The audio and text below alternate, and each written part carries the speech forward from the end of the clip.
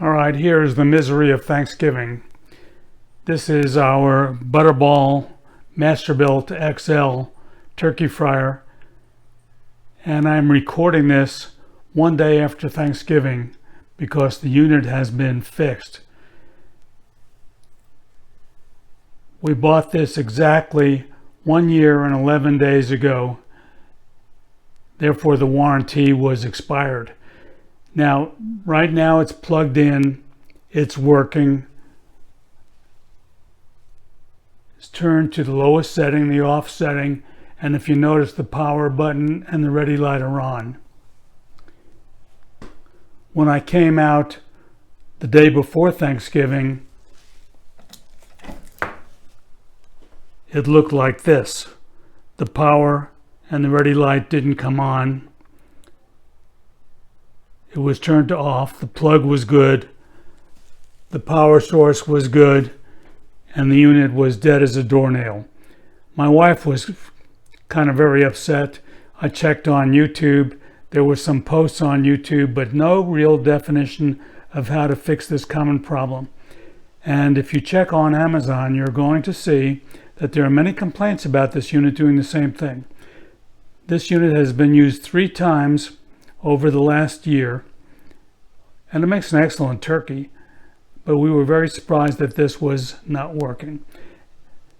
There are some fixes on YouTube, but they don't work for this particular unit. But I'm going to show you how to fix it and what the most likely cause is, and how to test for it. I'm going to take the control panel out. Thankfully, my wife has already cleaned it and there's no oil in there. And show you one fix that may make a difference. If the unit has overheated, there is a reset system that shuts the unit down, and there's a little button on the back that will pop out, and they say to use a toothpick to push this reset button back in, and apparently that's going to fix it if it's overheated. In mine, the button was not popped out and pushing on it didn't do anything. Pardon the shaking of this. The most likely cause of the problem is this little switch right here. When you put the control panel back in, that switch gets pushed in and that activates the power. But these switches seem to be very sensitive, and the power doesn't come on because the switch has been bent and doesn't go in far enough to actually kick off the micro switch inside. What you need to do to test the unit is you need to have the power plug plugged in, and you're going to do this very carefully. The power turned to the off position on the dial, and somebody's going to push that button in all the way, and when that button is pushed in all the way, the power light needs to come on. So you're going to need 2 people to help you do this. One to push the button in and one to push and check for the power light to come on. We're not going to do it in this demo.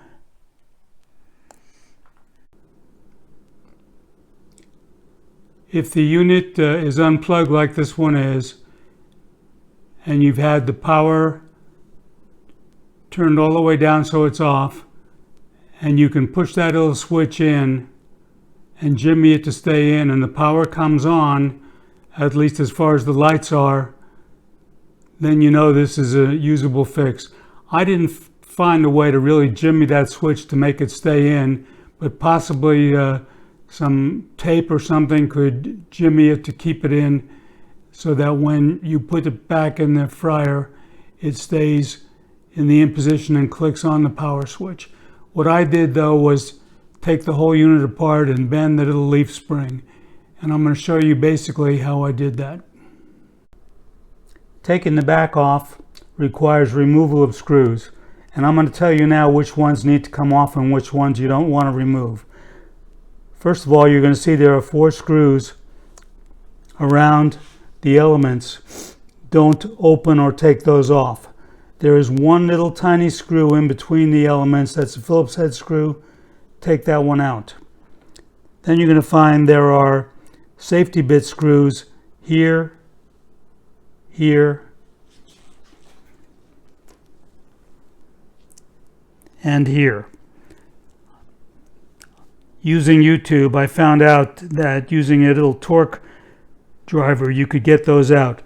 A number 6 torque worked for me. Then you need to remove all of these Phillips head screws on both sides. And I'm going to remove those and show you the insides of this as we go, but I'm not going to remove them on camera. The tricky thing though is these safety bit screws. If you have a safety bit screwdriver, you can remove them, but if not, use the number 6 torque. These are triangular head screws. Make sure you put everything back in the same position. You're going to need some tools for this, and these are some small needle nose pliers.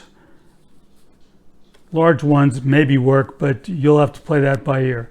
The other thing is you need a good set of bit drivers. This is I don't know, it's called Platinum Tools. It's got a whole bunch of small Phillips head screwdriver stuff and Torx driver stuff. These are the kind of small Phillips heads that you're going to need to work on this when you get inside. We're going to take the back off now, and then I'll show you what it looks like inside. Here is the guilty party right now, and I'm going to activate the switch with a little wooden stick.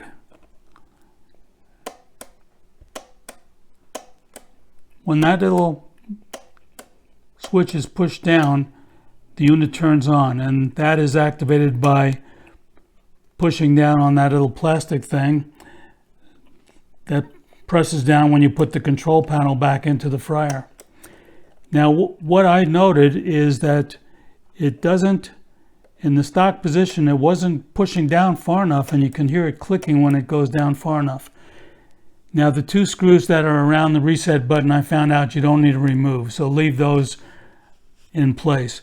And open the case from the bottom up and gently open it, and you don't need to take the whole thing apart because there are wires on both sides. Now what you need to do, and I'm not going to do it, there are 3 Phillips head screws holding the switch in place.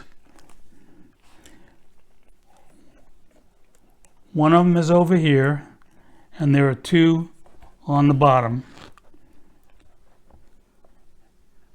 And you're just going to have to get to them on your own. But they're on the bottom, and you can see them right there, they're on the bottom. Take those 3 screws out, pull the switch back towards you, and then you're going to want to bend the leaf spring so that it activates when it's in the case. And what you do then is you use your fine needle nose pliers to bend the switch, and you bend it so that the switch goes up maybe 1/4 of an inch or 1/2 an inch. You have to bend that spring, so you have to hold with both ends with your needle nose pliers and bend it upwards a little bit, and then screw the switch back in place with the 3 Phillips head screws. And that's going to work. Then put the whole thing back together again, and you're in good shape. The 4 screws I said not to remove around the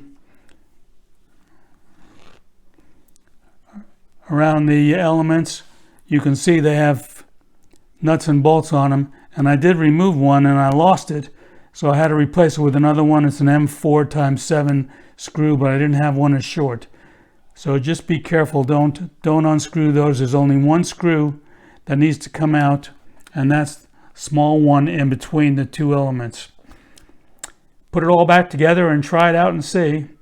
Make sure that the switch is turned to the off position and plug it in, and if you have the power light come on, you're in good shape. If not, you can jimmy this whole system and eliminate the safety switch by putting these two black wires together, and then you will never have a safety switch at all. But what the hell, you've got the safety switch going and you can use it. Hope this helps. My wife says thank you. It saved our Thanksgiving. It's a little too late for you guys. Maybe it'll save your Christmas. If you have any questions, leave them in the comments.